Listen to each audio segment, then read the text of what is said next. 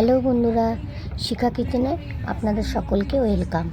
তা আজকে আমি বেথো শাকের পরোটা করব। ওই জন্য আমি বেথো শাকটাকে বেছে নিয়েছি। বেছে নিয়ে এবার আমি এটাকে ধুবো, ধুয়ে কাটবো, কেটে আপনাদের দেখাচ্ছি। বন্ধুরা দেখুন, আমি শাকটাকে ধুয়ে আমি কেটে নিলাম, কুচি কুচি করে কেটে নিলাম। এবার আমি গামলাতে শাকগুলো ঢেলে নিলাম। আর নিচ্ছি আমি, এই দেখুন, এক বাটি আমি আটা নিলাম।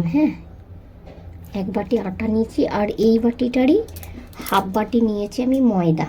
এই যে ময়দা, আপনারা ময়দা দিতেও পারেন, নাও পারেন। তা আমি ময়দা দিয়েছি হাফ বাটি।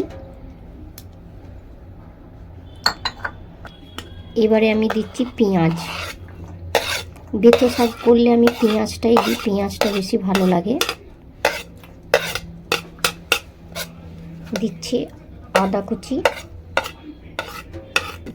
দিচ্ছি কাঁচা লঙ্কা কুচি।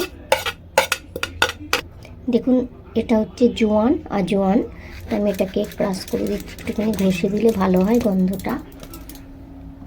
এবার দিচ্ছি 1 চামচ চিনি, দিচ্ছি আমি পরিমাণ মতো নুন, দিচ্ছি সামান্য আমি একটু হিং, আর আমি 2-3 চামচের মতন আমি তেল দিচ্ছি। এবার এগুলোকে আমি একটুখানি ভালো করে মেখে নিয়ে তারপর আমি যতটুকু জল লাগবে দেব। তাই এবার আমি একটু তাকে ভালো করে একটুখানি মেখে নিই। দেখুন বন্ধুরা, আমি একবার জল দিয়ে মেখেছিলাম, আর একটু একটু করে এরকম জল দিয়ে মাখতে হয়। এরকম পরোটা সবাই করে, তাই পরোটার মতনই আটাটাকে মাখতে হবে। একদম নরম হবে না, যেমনি পরোটাই করা হয়, শুধু কি দেওয়া হয় সেটাই বলে দিলাম।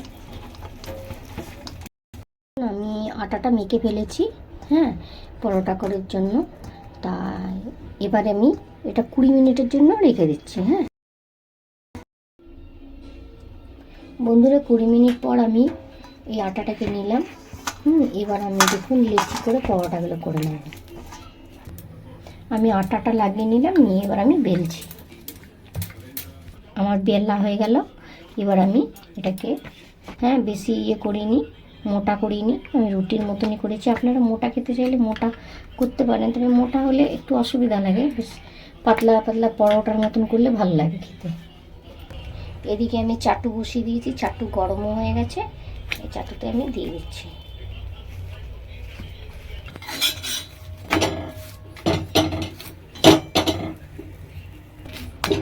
আমার এটা ভাজা হয়ে গেছে, এবার আমি তেল দিয়ে দিচ্ছি। পরোটাটা আমার গরম হয়ে গেছে, এবার আমি তেল দিয়ে ভাজছি।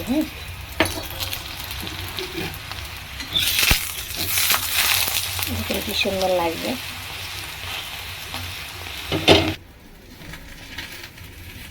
বন্ধুরা দেখুন, আমার পরোটাটা কমপ্লিট হয়ে গেল। আর আপনাদের যদি আমি যেভাবে পরোটাটা করলাম এইভাবে যদি পরোটাটা করে খেয়ে ভালো লাগে, তাহলে অবশ্যই লাইক, কমেন্ট, শেয়ার করবেন। আর সকলে ভালো থাকবেন। টাটা।